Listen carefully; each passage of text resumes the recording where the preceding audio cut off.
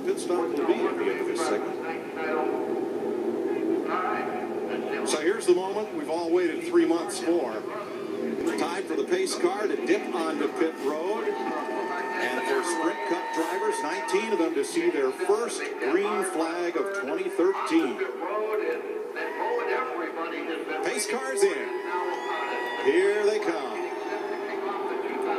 Who's going to win the Sprint Unlimited? Boogity, boogity, boogity. Let's go racing, boys.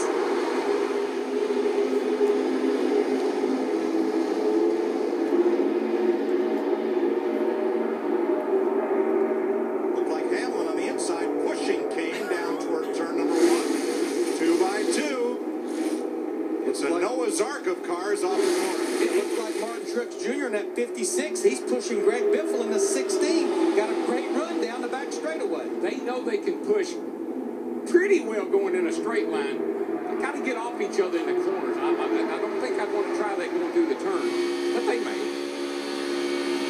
See him back off a little bit. They give some room. They may not do that as the night goes on, but that's kind of the right way to start this show off. And I believe these guys heard me, Mike, when I said, let's go racing, boys. They ain't messing around. Greg Biffle leads the first lap from Kasey Kahne, Denny Hamlin, and Martin Truex. And fans have voted at the end of this segment. It will be 4 tires required to be changed. And you're looking at Greg Biffle, Rens. What he run third here in the Daytona 500 last year. Pushed his teammate Matt Kenseth most of the race, but ended up third, getting passed by Dale Jr. on the last lap. Ford, Chevy, Toyota, 1, 2, 3, and here comes Truex on the outside with Eric Almirola in 43. This is something I'll be anxious to watch, because if you go back to last year, even when the outside line would get lined up, they just couldn't clear that inside line, even with a long line of cars. And they do it for just a second, but it's like they just can't get there. Yeah, and Larry, again, I think that's the unknown. I mean, these guys are not sure where to go with these cars or what these cars are really capable of in this kind of situation. The last time we saw this, we wrecked a lot of cars on the back of the race. Well, the outside line pulled up even with Truex on point, but could not complete the pass. Look at Earnhardt, way up high, 5th in line on the outside in the 88. Yeah, you saw Biffle there in the 16 car. He didn't have any help. Kasey Kahne in the 5 is not up on his back bumper, and he couldn't hold those guys on the outside off. Up into the banking from the gyro can. Stays vertical. It's 31 degrees. That's just part of what a driver has to deal with.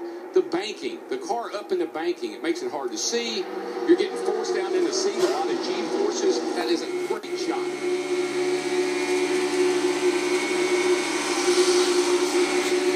Harvick pulls up on Carl Edwards in the 99. And now Mark Martin ahead as Edwards dropped to the inside. And then we talk to pit road, Terry Labonte. We talk about these cars and whether the outside or inside will work. If a car is free, and we think these cars might be a little free, a little loose, you're going to run that higher line so you don't have to crank it down in the corner on the bottom so hard. So the outside may turn out to be the way to go.